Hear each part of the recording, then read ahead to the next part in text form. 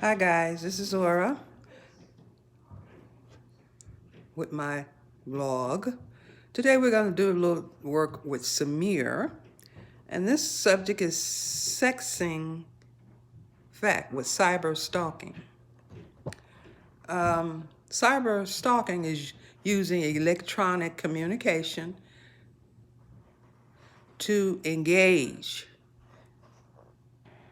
in a course of conduct directed at a specific person, knowing this will cause a reasonable harm or fear of safety. Sending sexually suggestive messages or photos via cell phone. Okay, 65% of teens have been asked to engage in sexual acts via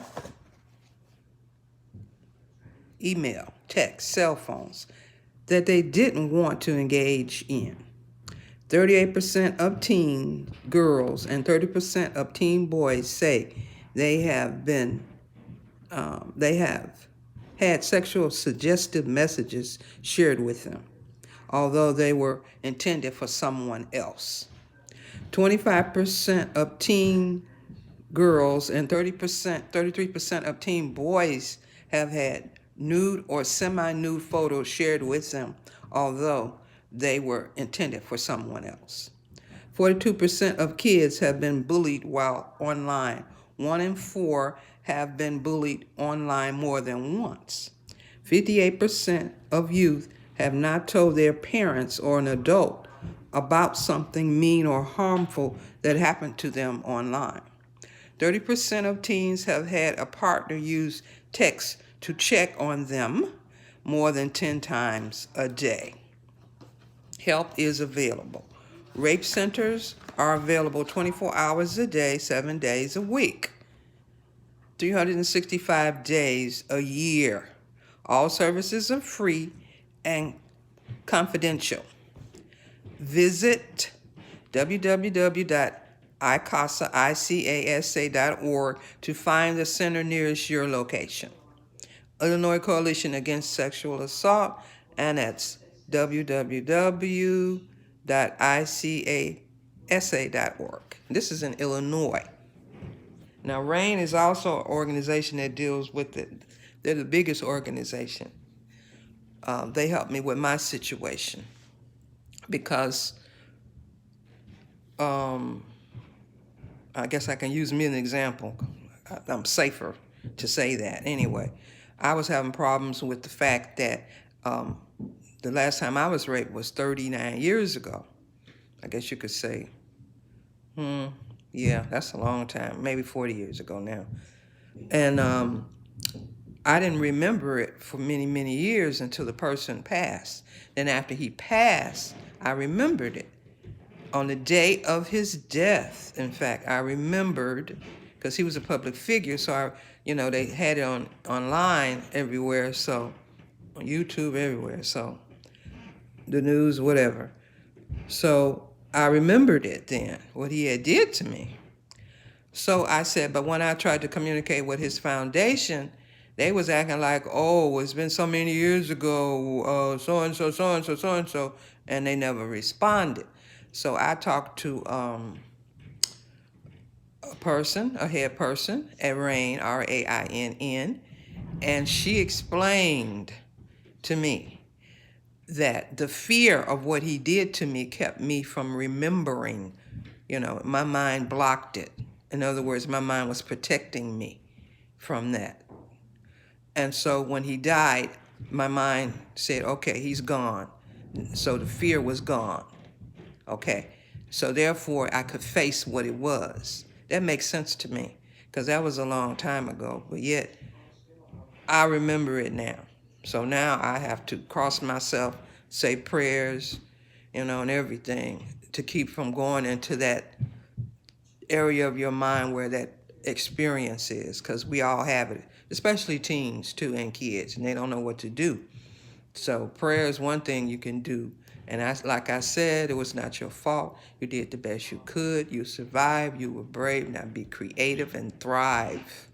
So that's what you do. You live anyway. Don't let them block you from your normal life, you know. So anyway, all I'm saying is this happens online now because of the new technology. And so sexing, you know, cyber stalking and that. But I had a man that was supposed to be a prophet or something like that to try to do that to me. And this happened like last year. And I say, what? You know, he gonna try to take me, you know, over to what's up. And he said, over there, nobody can interrupt us or they won't know we're online and all. I said, this man is crazy. I said, it's run by Facebook. Facebook owns What's Up. They bought it. So I didn't know what that man was doing. He was supposed to be a preacher. A preacher. Well, a prophet anyway. Not a preacher, but a prophet. So they're saying so much about, and of course he was from another country, from Africa, you know, West Africa. And I said to myself, now this is really, really crazy. So I know what teens are going through. I've seen some stuff from my grandkids telling me stuff, you know. I said, boy, I'm telling you, they went from one extreme to the other. All right? And 58% of the youth don't say nothing to their parents about it. Wow. They just chalk it up as part of life, I guess. But, you know, you need to deal with it because it may come out in another way. Okay? 38% of teen girls, that's a lot. And 30% of teen boys say they have been or have had sexual or suggestive messages. I'm sure it's more than that. And 65%, I was probably right, 80%. 65% of teens have been asked to engage in sexual acts via email, text, and cell phones that they really didn't want to engage in.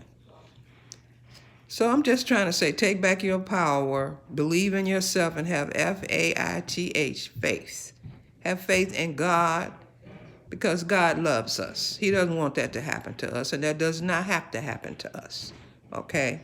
It does not have to happen to us, all right? We are God's children. So this is Aura, and we're just discussing this and that bullying stuff. 42% of kids have been bullied while online. Hey, you know, that's not good. So this is sponsored by SIRMIR, SIRMIR, Thrive. Please thrive. Do not let this happen, okay?